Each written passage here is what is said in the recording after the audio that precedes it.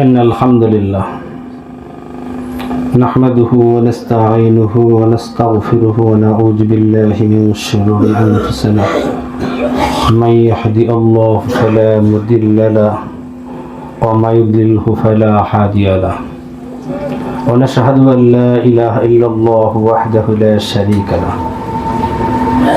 أما بعد فأعوذ بالله من الشيطان الرجيم بسم الله الرحمن الرحيم يا أيها الذين آمنوا أطيعوا الله وأطيعوا الرسول أولي الأمر منكم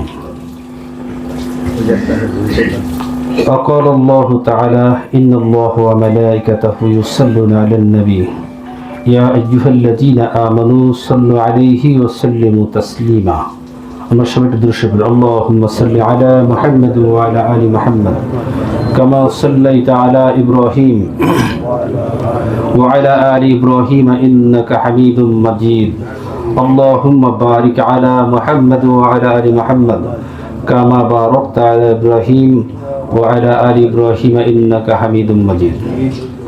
মহান রব্বুল আলামিনের দরবারে অগণিত শুকর ও সুজুদ যে রব্বুল আলামিন আমাদেরকে অনেক দয়া করে মায়া করে হায়াতে তাইয়্যিবা দান করে দ্বীনি জলসা এবং তাবলীগের উদ্দেশ্যে আমাদের গৃহ ত্যাগ করে বাংলার শেষ প্রান্তে কুয়াকাটা একটি মসজিদে আসার এবং বসার তৌফিক দান করেছেন। ওই মাবুদের দরবারে আমরা শুকরিয়া জ্ঞাপন করছি আলহামদুলিল্লাহ। আবার একবার বলি আলহামদুলিল্লাহ। আল্লাহ রব্বুল আলামিন আমাদেরকে সৃষ্টি করেছেন, পৃথিবীর যত সৃষ্টিজীব আছে সেই সৃষ্টিজীবের মধ্যে শ্রেষ্ঠ সৃষ্টিজীব। শুকরিয়া আদায় করুন আলহামদুলিল্লাহ। যে আমার পূর্বে ভাই অনেক সুন্দর আলোচনা করেছেন। আসলে আমরা হাজারো আলোচনা আমাদের কান শুনে অন্তর অনুধাবন করে আমরা আমল করি না। এটি হচ্ছে আমাদের রোগ, যে আমাদের এক কান দিয়া ওঠে আর এক কান দিয়া চলে যায়। আসলে মুসলিম যারা, মুসলিম শব্দের অর্থ হচ্ছে আত্মসমর্পণ, সারেন্ডার হওয়া। আমি আমার যা কিছু আছে সব কিছু আল্লাহর উপর নির্ভর করলাম।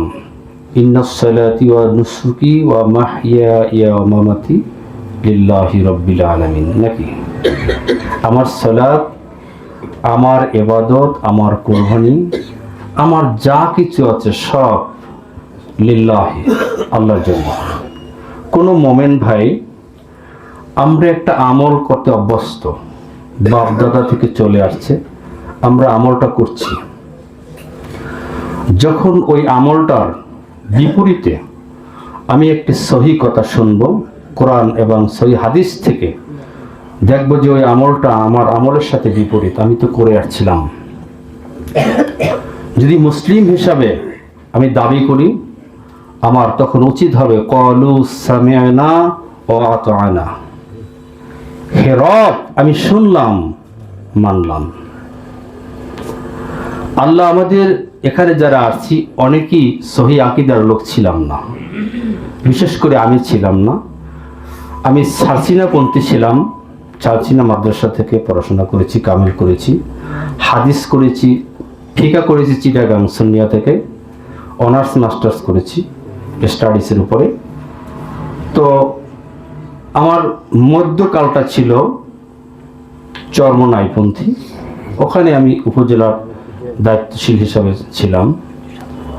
তো আমি যে ইবাদতগুলো করতাম আমার জীবদ্দশায়, সে ইবাদতগুলোর আমি যখন মিলানো শুরু করলাম, আমি যখন বিভিন্ন স্কলারদের আলোচনা শুনলাম, আমি ছিলাম এক দরবারের মুকাল্লিদ, এক দরবারপন্থীর মুকাল্লিদ ছিলাম আমি যখন আলোচনা শুনলাম তখন চিন্তা করলাম আমার ইবাদতের সাথে তো মেলে না, কারণটা কি? আমি মোবাইলে সার্চ দিয়ে বিভিন্ন হাদিস নামালাম, পাশাপাশি আমি যখন ঢাকায় গিয়েছি কিছু গ্রন্থ কিনলাম, তো অনেক টাকা মাশাআল্লাহ গ্রন্থ কিনেছি, পড়াশোনা শুরু করেছি, দেখলাম যে আমার আমল রসুলের আমল না। এই মুহূর্তে আমার উচিত কি হবে? ক্বালু সামি'না ওয়া আতা'না, সূরা বাকারার 265 নম্বর আয়াত।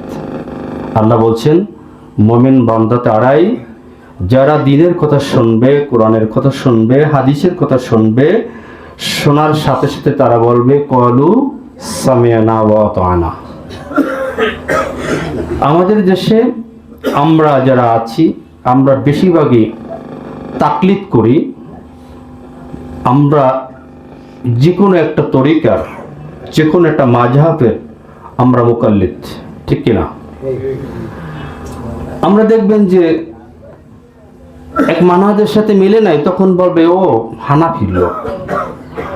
আমাদের দেশ থেকে যারা হানাফি মাযহাবের ভাইরা মক্কা মদিনায় হজ করতে যায়, আমি শুনেছি ওরা মক্কার ইমামের সাথে জামাতে অনেকে নামাজ পড়ে না, বলছে ওরা ওয়াহাবি, ওরা লামাজাবি, ওরা ইমাম মালিকের অনুসারী। আল্লাহু আকবার। এই যে তরিকার, এই যে মানে যেটা মানহাজ, যেটা চারটা মাযহাবের যে গোরামির গণ্ডির ভিতরে বাংলাদেশ, পাকিস্তান, ভারতের মানুষগুলো সব আবদ্ধ আমরা, যার জন্য আমাদের দিন এক একজন এক এক রকম পালন করে আসছি। আসলে কোনো গণিত ব্যক্তিকে যদি বলা হয় 2 এর 2 কত, অনায়াসে সবাই বলবে 4। কাউকে যদি বলা হয় যে 2 এর 2 কত, এক ব্যক্তি বলল 5, আর এক ব্যক্তি বলল 6। এখন যে জাস্টিস, যে বিচারক, সে যদি বলে মাশাআল্লাহ, কয়টাই ঠিক? বলেন আসলে কি ঠিক হবে? একটা হবে, 2 এর 2 4। ওই যে আজ যে কয়জনে বলছে ওরা কিন্তু শুধু মাথা ঝুলাইছে, আর কিছুই তারা বলতে পারে নাই, সঠিক তথ্যটা তারা দেয় নাই। আমাদের সমাজে এক এক মানহাজের মানুষ এক এক রকমের ইবাদত করে। আমরা বলি ওটা হানাফি মাযহাবে আছে, ঠিক আছে ভাই, ওটা জায়েজ আছে। আসলে আমরা কখনো মিলিয়ে দেখেছি কি যে এটা রসুল করেছে কিনা? যখন আমরা মিলাতে যাই, যখন আমাদের সাথে না মেলে, তখন ওটা আমাদের মাযহাবে নাই। আচ্ছা না, আমরা এটা কি করি না? আমরা যেখানে আল্লাহ রাব্বুল আলামিন বলছেন ইয়া আইয়ুহাল্লাযীনা আমানু ওয়া আতিউল্লাহ ওয়া আতিউর রাসূল উলিল আমরি মিনকুম, এই আয়াত দিয়ে আমাদের সমাজে অসংখ্য আলেম ওলামা, পীর মাশায়েখ আলোচনা করে যে তোমরা আল্লাহর ইত্তেবা করো এবং রাসূলের ইত্তেবা করো এবং ন্যায়পরায়ণ শাসকের ইত্তেবা করো। তো ন্যায়পরায়ণ শাসক তো বাংলাদেশে নাই, তাহলে আমি পীর আছি, বড় আলেম আছি, আমার ইত্তেবাই তোমরা করো। এইটা আমরা মেনে নিয়েছি, হুজুরের ইত্তেবা করতেছি। আসলে এই আয়াতের শেষের অংশ যে রয়ে গেছে, এইটা কখনোই তারা পড়ে না। আমি দেখেছি আমার এই 45-47 বছর জিন্দেগিতে আমি দেখেছি, এক হুজুর ফাইন তানাজাতুম ফি শাইইন ফারুদ্দু ইলাল্লাহি ওয়া রাসূলিহি, এই আয়াতটা পড়ে না। এই আয়াতটা পড়লে তো বেতাল। কারণ একজনে বলছে এটা এভাবে, আর একজনে বলছে ইল্লাল্লাহ জিকির করতে হবে, আর একজন বলছেন এভাবে জিকির করতে হবে, আর একজন বলছে না এটা লাগবেই না। বিভিন্ন মতানৈক্য সৃষ্টি হয়েছে। আল্লাহ রাব্বুল আলামিন জানতেন যে আমার বান্দাদের মধ্যে নবী মুহাম্মদ রাসূলুল্লাহ সাল্লাল্লাহু আলাইহি সাল্লাম যে দিন দান করে যাবেন, যে দিন আমাদের জন্য অক্ষ করে যাবেন, সেই দিনের ভিতরে 72-73টা কাতার, 73টা মানহাজ ঢুকবে। তাই এর ভিতরে যখন আল্লাহ এই জন্য বলছেন, যদি সেই ওলামাদের, যদি সেই ন্যায়পরায়ণ শাসকদের ইত্তেবা করতে গিয়ে তোমাদের ভিতরে মতানৈক্য সৃষ্টি হয়, বৈরী সৃষ্টি হয়, বৈপ্রিয় সৃষ্টি হয়, একজন একটা বলছে আর একজন আরেকটা বলছে, তখন তোমরা কেউটাই মানার আর দরকার নাই। তোমরা ছুটে যাবা কার দিকে? আল্লাহর দিকে এবং হাদিসের দিকে। এখন আমরা যদি আল্লাহর দিকে যাই কোরআন নাকি, আর যদি রসুলের দিকে যাই কি হাদিস।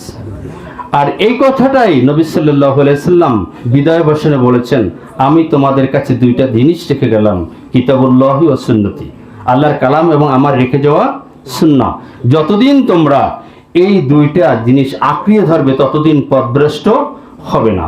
কিন্তু আমরা যুগ যুগ ধরে আমরা এক দরবারের, বিভিন্ন দরবারের মুকাল্লিদ হয়ে আছি, তারা যেই কাজটা আমাদের করতে বলে আমরা সেই কাজটা নির্দ্বিধায় দ্বিধাহীন চিত্তে আমরা সেই আমলগুলো করছি। আসলে সেই আমলগুলো রসুলের না, আমাদের সারা জীবনের ইবাদত, রাত্র জেগে তাহাজ্জুদ সালাত এবং রমজান মাসে দীর্ঘ রোজা, রমজান ছাড়া অসংখ্য রোজা আমরা রেখে থাকি, কিন্তু কোনোটাই কোনো কাজে আসবে না, যেহেতু রসুলের সুন্নাহ মোতাবেক হচ্ছে না। কি ভাই, কথা ঠিক কিনা? রসুলের সুন্নাহ মোতাবেক যদি না হয় তাহলে আমাদের কোনো ইবাদতই কাজে লাগবে না।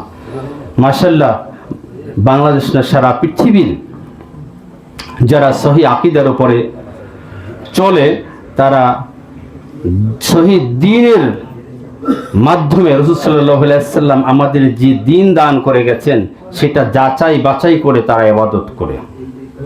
ফাইন তানাজাতুম ফি শাইইন ফারুদ্দু ইলাল্লাহি ওয়া রাসূলিহি। যে রব্বুল আলামিন আরো একটা কথা বলেছেন, যে রাসূল সাল্লাল্লাহু আলাইহি ওয়াসাল্লামকে উদ্দেশ্য করে বলেছেন, ইয়া আইয়ুহার রাসূল বাল্লিগ মা উনজিলা ইলাইকা মির রাব্বিক। হে সম্মানিত পয়গম্বর, তুমি কি করো? মানুষদেরকে দাওয়াত দাও। কি করো? মানুষদেরকে দাওয়াত দাও তোমার রবের পক্ষ থেকে যা নাজিল করা হয়েছে। আমার রবের পক্ষ থেকে কি নাজিল করা হয়েছে? আল কোরআন। কি নাজিল করা হয়েছে? আল কোরআন। এই কোরআন দিয়ে আল্লাহর নবী আমাদেরকে দাওয়াত দিয়েছেন। অন্য এক আয়াতে আছে যে আল্লাহ রাব্বুল আলামিন বলছেন যে আযকুর রাব্বাকা ফি নাফসিকা তাদাররুআন ওয়া খিফাতান ওয়া দুনাল জাহরি মিনাল কওল বিল গুদুবি ওয়াল আসাল ওয়া লা তাকুম মিনাল গাফিলিন। যে হে মুহাম্মদ, তুমি জানিয়ে দাও যে তোমরা তোমার রবকে স্মরণ করো, রবের জিকির করো চুপে চুপে। সময় শেষ নাকি? তোমার রবের জিকির করো চুপে চুপে, ভয় ভয় কাঁদো কাঁদো চিত্তে, অনুচ্চ স্বরে। যেই আল্লাহ আমার নবীকে নবুয়তি দান করেছেন, নবী সাল্লাল্লাহু আলাইহি সাল্লামের উপরে ওহী নাজিল করেছেন, সেই নবীকে জিকির করার নির্দেশনা দিয়েছেন, সেই নবী কিভাবে জিকির করেছেন সেটা আমরা দেখব না? সেটা দেখবো না? পীর সাহেব যেটা বলবে সেটা শুনবো? আল্লাহ বলছেন নবীকে জিকির করো তোমার রবের মনে মনে, মানে চুপে চুপে, কাঁদো কাঁদো চিত্তে, অনুচ্চ স্বরে। আর আমাদের দেশের আমরা যারা মুসলিম দাবি করি, চিক দিয়া গাছের মাথায় উঠি। আল্লাহু আকবার। আল্লাহ আমাদের ক্ষমা করুক। এইরকম জিকির যদি আল্লাহ রসুল করে আমরাও করব, আপত্তি নেই। রসুল তো করলে আমরা করব, কিন্তু রসুল করেছে কিনা আমাদের জিন্দেগিতে একবারও খুঁজেছি যে হুজুর আপনি জিকিরটা করেন, হাদিস নম্বরটা বলেন, যে কোন হাদিসের বলে আপনি জিকিরটা করছেন? কিন্তু আমরা কখনোই বলতে সাহস পাই না, আমরা শুধু তাকলিদ করেই যাচ্ছি মুকাল্লিদ হিসাবে। আল্লাহ আমাদেরকে মাফ করুক।